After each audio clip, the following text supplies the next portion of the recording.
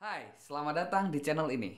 Jadi aku bakal ngebahas tentang serba-serbi SNMPTN. Jadi kan anak-anak zaman sekarang, anak-anak SMA sekarang lagi bingung-bingungnya nih gimana cara menentukan jurusan, gimana caranya lolos, gimana cara ngurutin jurusan di SNMPTN. So, di video ini bakal kita bahas.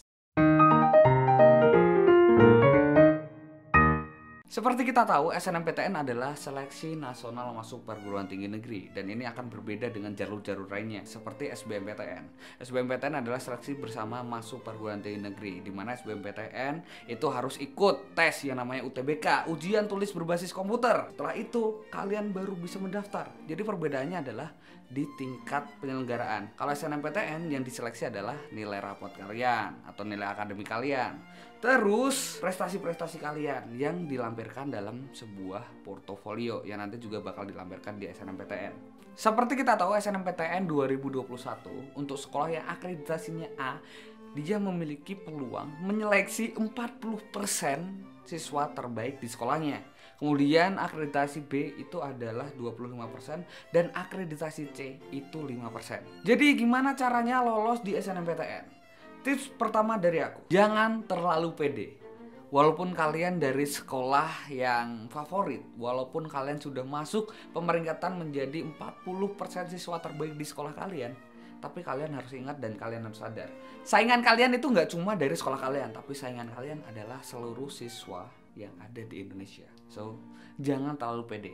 Ini kita ambil contoh dari kasusku sendiri. Aku tahun 2017 aku juga lolos menjadi 50% siswa terbaik di sekolahku di kategori rumpun EPS gitu.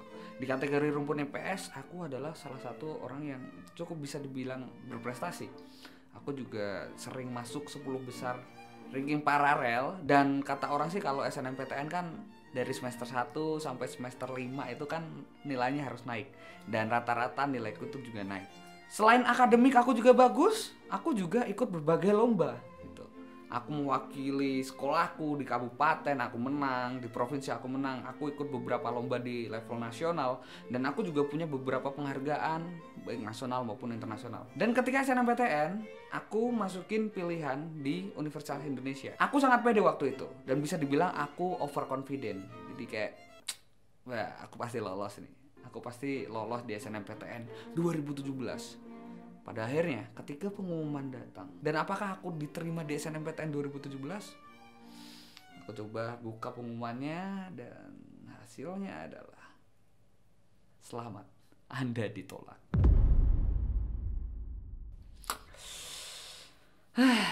Ya memang kita nggak boleh terlalu overconfident, kayak terlalu percaya diri. Percaya diri boleh, cuma terlalu berekspektasi itu yang nggak boleh.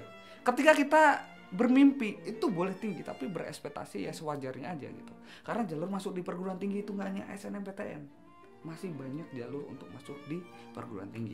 Bahkan kalau bisa dikatakan aku kalah sama temanku yang dia orang biasa-biasa aja tapi dia lolos SNMPTN.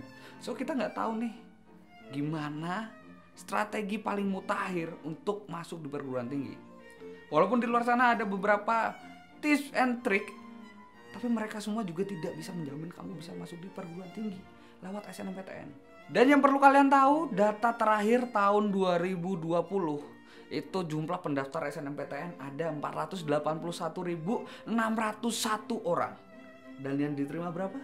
Yang diterima itu hanya 96.496. Itu hanya sekitar 20% dari total ya. Oke, di video ini aku nggak bermaksud menakut-nakuti kalian, tapi kalian harus tahu medan tempurnya itu seperti apa. Ya, seperti seorang tentara, ketika kalian mau bertempur di medan perang ya kalian harus latihan, harus tahu dulu gitu.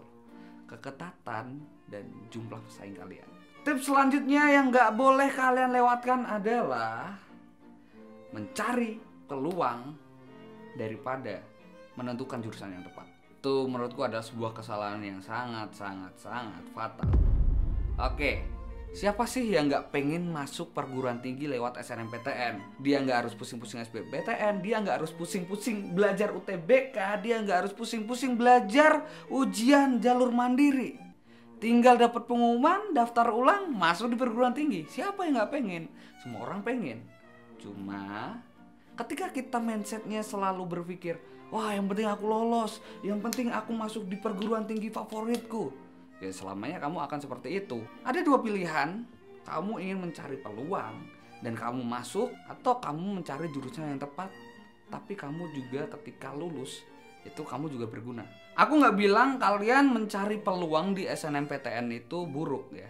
Semua orang harus mencari peluang. Tapi ketika kalian punya pola pikir, aku yang penting masuk di perguruan tinggi, yaitu yang salah. Jadi ketika kalian asal masuk aja, yang penting aku keterima, gak bikin beban orang tua. Kalau pola pikir kalian seperti itu, ya kalian akan mendapatkan dua akibat. Yang pertama, kalian masuk di perguruan tinggi yang kalian impikan.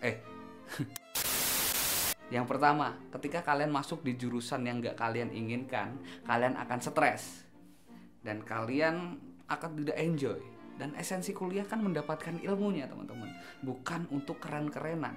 Ketika kalian masuk pusing, ya udah kalian stres, nggak dapet apa-apa, dan mikir untuk gap year, mikir ujian tahun depan. Dan itu menurutku ya nggak efektif, wasting time. Dan yang kedua, ketika kalian sudah dinyatakan lolos di SNMPTN dan kalian tidak mengambilnya, ya peluang-peluang kalian di UTBK, SBMPTN, dan jalur-jalur lainnya itu secara otomatis tertutup.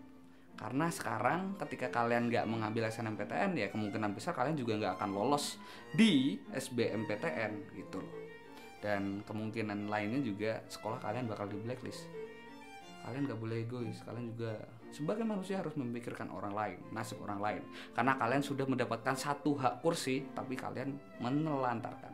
Dan selanjutnya adalah cara menentukan jurusan atau cara mengurutkan jurusan. Ya, aku selalu mention di beberapa videoku sebelumnya, cara menentukan passion, cara menentukan tujuan, cara menentukan jurusan yang tepat untuk kalian. Tapi yang jelas di SNMPTN ini ada beberapa peraturan yang harus kalian ketahui. Yang pertama, jadi di SNMPTN ini kalian memiliki 2 slot jurusan. Nah, 2 slot jurusan ini bisa kalian masukin di dalam satu PTN. Tapi kalau PTN-nya itu ada di luar wilayah kalian atau provinsi kalian, kalian harus masukin pilihan yang kedua ini di wilayah kalian. Jadi contohnya ketika aku mau masukin UI, ya paling nggak aku juga masukin di daerahku. Aku dari Jawa Tengah, paling masukin Undip gitu. Terus ketika kalian masukin satu jurusan, satu slot aja, kalian bisa milih di mana aja gitu. Oke, kita akan masuk ke segmen selanjutnya, yaitu adalah cara mengurutkan jurusan. Gimana cara ngurutinnya? Saranku adalah jurusan pertama adalah jurusan yang benar-benar kalian inginkan.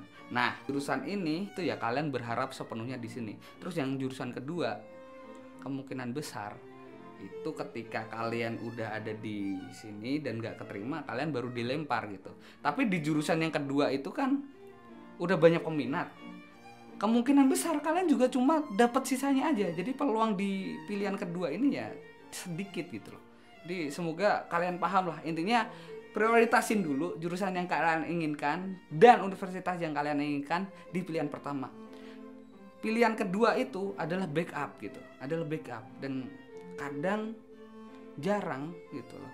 Jarang orang yang lolos di pilihan 2. Jadi saranku adalah kalian mantepin aja lah. Kalau emang kalian mantep satu jurusan aja di satu universitas, ya satu aja nggak apa-apa, nggak ada yang ngelarang. Atau kalau 2, ya kalian milih 2 jurusan yang berbeda atau jurusan yang sama tapi di univ berbeda. Ya saranku adalah keketatannya itu jangan dempet-dempetan gitu. Ketika kalian masukin di pilihan pertama UGM, terus pilihan kedua UI, itu ya sama aja bunuh diri gitu. Jadi pinter-pinternya kita aja. Kalian juga harus tahu daya saing, keketatan, dan sebagainya. Kalian bisa cek di ltmpt.ac.id atau di universitas-universitas yang membuka laman atau informasi tentang SNMPTN dan seleksi masuk perguruan tinggi negeri. Gitu aja, semoga bermanfaat. Aku Danang Sadewa dan see you.